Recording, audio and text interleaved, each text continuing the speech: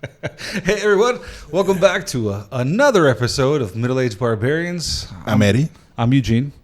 We've been doing a lot of these, and I'm enjoying it. I'm liking it. I'm hoping Yeah. people are enjoying them too. Yeah, being fast fire and furious. I guess that's part of the perks of finally having our own setup and studio. Yeah, it's a little bit easier to just pop in and talk a little bit and pop out. A little afternoon quickie, and you're done. Of sorts, yes.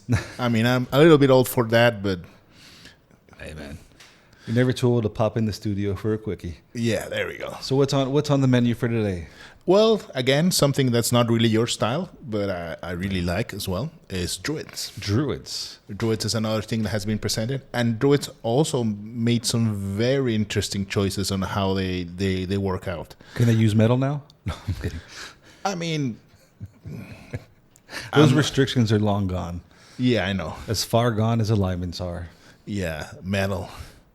I mean, they could always use metal, like heavy metal. With just scimitars. Yes, scimitars and how do you call sickles? Cudgels. Sickles and stuff. I mean, that's part of the odd thing about druids, since they come from and which is something that we discussed, talking a little bit more about. Oh, we'll get to that eventually, yeah. Yeah, but since they come from a very specific tradition, passing them to a game, I mean, it took a little time to distilling to something more mechanically useful and open and the archetype. So what's the new 5.5 Druid like? Well, okay, here we go. Speaking of the archetype, what's the deal with the druid? The druid is the nature magician, the spellcaster. Let's not say magician because magician does imply arcane. With the connection to magic of the nature of the green, if you want to use terms used in some other materials. And usually it had a little bit of an identity crisis because it was really good at it. You could build it to be really good at fighting melee or melee mostly by using wild shape to become this very difficult person, this very, very good bruiser. Or you could focus a little bit on utility spells and become more of a spellcaster. But you were always kind of in the middle. I mean, I remember from the movie, the Druid character in the movie turned into things and was a baller at fighting with the owlbear, which I don't think existed before, but hopefully they'll include it in this book. They're going to kind of have to, I think. Yeah, they're probably going to have to adjust some things. So what they basically did with this is now you can choose and be really focused on what you want to do. So you can either be a warden. A what? A warden. Warden. Warden, yes. And I see your notes that it was Sounds familiar. It has been done before, yes. Or the sort of magician druid, focus on either side of the equation, just to not be kind of in the middle. Because what happened with druids, I mean, at least since third, I don't know if fourth and fifth were more focused on that, but they were too good. Because since they actually did both things really well, you kind of could do anything. I mean, we actually did a party of old druids, and they had no problem doing Anything they wanted. What? Doing anything they wanted. Yeah, of course. I mean, you wanted to be sneaky? Oh, well, yeah, well, I'll shape into a small cat and I'll be spying on the enemy and stuff like that. So we have this now. Now, we also have some very interesting role-playing wise and also has utility. You get speak with animals as well as druidic. Which What was just a spell before? It's a spell. It's usually a spell, but now you get it as a spell like I will. I mean, I'll have to check the mechanics because obviously these effects, but it's kind of like spell like ability. You can speak with animals as well as druidic, which druidic similar to Thieves' Cant. Yeah. It's always kind of like, what? Well, I mean, it's there if you want it. It's I'm there if sure you there's want it. people who know how to use it. Yeah, and it's also the sort of thing that it's DM dependent, right? If the DM does make a point of that, well, it's cool, but it's kind of... Whereas speak with animal is very useful. I mean, yeah, I'll ask some questions to the cat. Speaking of cats, or I don't know, the dog that just passed and saw the murder and help me solve the case. I don't know. Yeah, detective druid has always been a thing that I like a lot. Something else. Wild shape now becomes a bonus action, Okay, that's cool. not a full action, which also makes I think before there was only one of the subclasses that could do it as a bonus action, and they said something about every class now every subclass of druid can use it now Exactly. as a bonus. Yes, they made it a class feature rather than subclass. You can get your wild companion, which is sort of a familiar, which was a version an option that was previously available, but now it's part of the base. Okay. And one of the most important things that you get is you can still speak while in wild shape. What does that mean? You can launch spells in wild shape. Oh, okay. That was one of the restrictions very interesting restrictions that usually druids had. That's that they couldn't launch their spells with a verbal component while in wild shape. Now they can. Okay. Well, I mean, I know there were changes, if I'm not mistaken. Was it the warlock? I don't know which one of I guess it's the warlock because it's the only spellclass that's come out before the druid. That they mentioned something about one of the subclasses being able to cast without verbal or somatic. Yeah, of course. So I guess this wouldn't be, too dissimilar in power. Plus, do they get that from the beginning? No, that's later on. Yes, from the beginning. Since the first time they can use wild shape, which is a second level, okay. they can launch spells while in wild shape. Okay. Which is, it's very interesting. Here, I think it's 18th level. Sorry. Oh, yeah. Sorry, you're right. Well, you can still speak. That's cool. You can still communicate because it was something that was, of course, and intimidate and do some stuff like that. What else you can do? You can change spells to wild shape uses and vice versa. Okay. One level, first level each, which is, that's still pretty cool. They give you more options, which is something I see very reoccurring.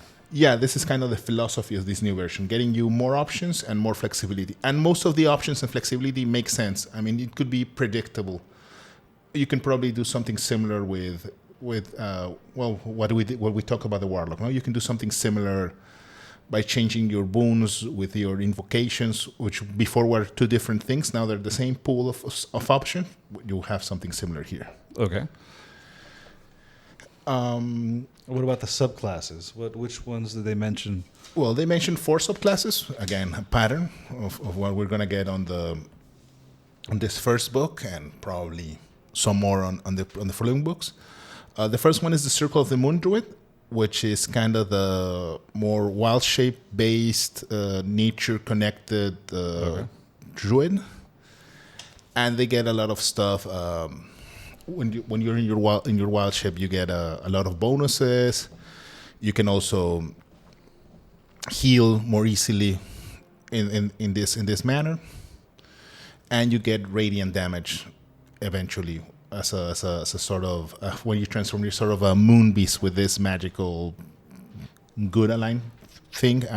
Not necessarily good, but positive plane aligned thing of how it works. Yeah, I think they mentioned something like the whole moon is more like related to lycanthropy, or the way the moon would affect the changes in people, and that's why they kind of relate it to the shape shifting. Yes. And I thought it was interesting, but I don't know I don't remember if they had said it or not. If the radiant is something you can choose to do, or if your damage is always going to be radiant damage. I don't know if they mentioned it. I didn't mention it, but I'm guessing it probably would be something you could choose. It'd be optional. You could choose to change to radiant instead of normal. To regular, yes. And you can also have some teleport powers while using this ability. So that is pretty cool. You kind of, similarly to Face Step, you kind of flip and come back. Yeah, there's big on teleportation. It's almost as if somebody wanted to play 4th edition. Yeah. You also get a Circle of the Land, which is based on the terrains, similar to the way Ranger terrains worked. Not Ranger terrains, sorry. Back in the day, there was this option as a Ranger that you, rather than having a favorite enemy, you could have a favorite terrain. Okay. So it's something like that. You can be like, I don't know, I'm a specialist on the desert. Speaking again of making our Dune-based characters. And you get some effects. channeling your wild shape. It kind of works the way they used to do with clerics. That they're This is kind of like, it reminds me of something I remember, like called a geomancer. I don't know if this was actually from D&D. I don't think it was from D&D. This may be from something like Final Fantasy Tactics or something. But like, you would have different abilities or different resistance or different bonus damages depending on what, like you mentioned, what terrain you could have. Like something like a cold, a tundra, a snowy. You could have a jungle. You could have plains. You could have a forest, and each one would have its own theme and boost those abilities. That's basically it. Yeah, That's kind of what it is, isn't it? You get different spells depending on your attuned terrain. I don't know. Desert will have some certain spell list, tundra, so forth, and you can channel your wild shape to use as power for the terrain to give you bonuses. Now, something I think is I don't know. Like we mentioned, they're giving players a lot of options and a lot of leeway to pick and experiment and do that, which I'll rant about that later on. Not here, somewhere else. But I think this ability, you can change it every long rest. Or yes, every long rest you can change which land you're attuned to. It's convenient. I guess it's nice. Yeah, it's convenient. You can... Yeah, I mean, I think we're seeing this pattern. Versatility is the name of the game. They don't want you to get stuck with something that you cannot use, like the syndrome of being the... Well, they actually call it the Aquaman syndrome, which I think is not true. Aquaman has powers when he's not on the sea, but...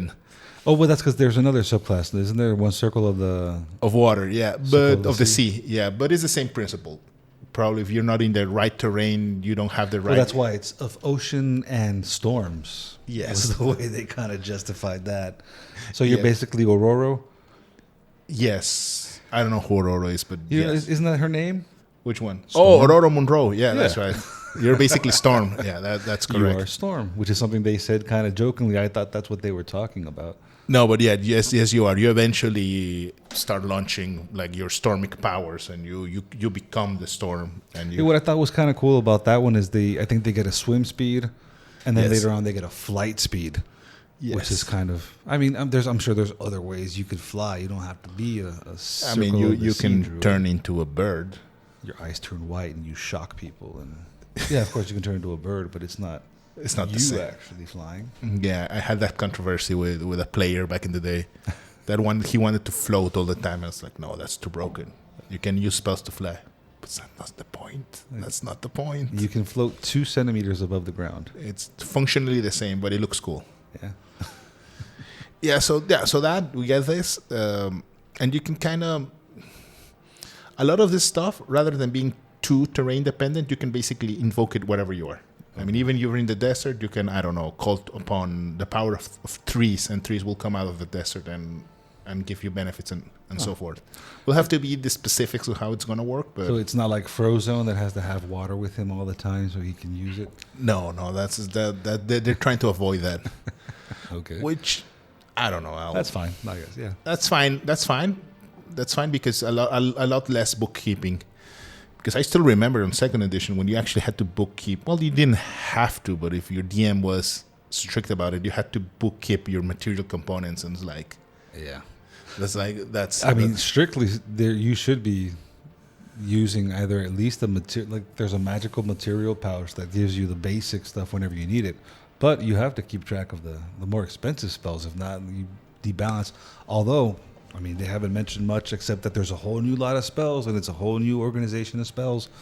So we'll see what they changed classes and schools. Sorry, not classes. Schools of spells and so forth. So we'll have to see what they do with material components and all that. Yeah. Because the spellcasting per se has not been talked about, but I mean, we'll see.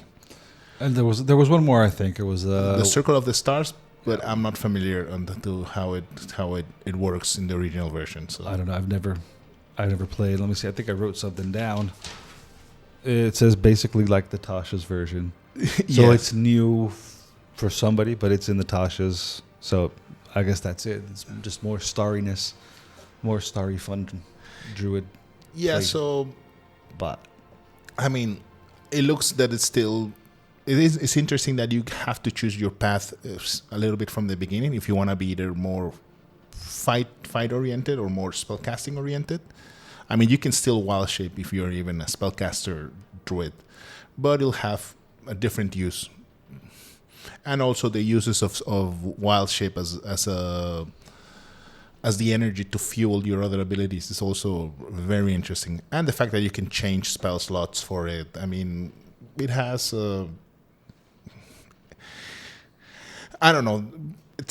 It feels very versatile. It makes sense, but I think it could be streamlined even more. But I don't know. I'll have to play with it a little bit to see how it feels. Yeah, I mean, just we'll wait and see. Yes, I guess the general consensus for all these changes. Of course, as usual. All right. Well, I think that's it for the druid. I mean, I guess that pretty much sums it up. You wanna say goodbye to everybody for us? Yeah. Goodbye, everybody. Oh, and remember, rage responsibly. Leave a like, comment, subscribe, please. Oh yeah, that stuff. That's what you meant. With yeah, all that kind of stuff. You can now follow us on Instagram. You can follow us on, I guess, Discord? Twitter, X. Sorry, I don't really like X too much. I'm it's a horrible name. Yeah. Can we move over to Threads? I don't know what the difference is. I don't know what these are. Nobody I'm an old uses man. Threads. God damn it, I'm an old man. Nobody uses Thread. Yeah, we should open an old forum, Let's go to Minds. How about that? Oh no. Like the what? Minds. I have no idea what that is. Oh, look it up. You'll have fun. All right, we will see you all in the next episode where we will be talking about the wizard, if I'm not mistaken. My thing. All right. And IRC. We can make an IRC channel. A Merc. Yeah. All right, we'll see you all next episode. Take care. Take care. Bye. Roll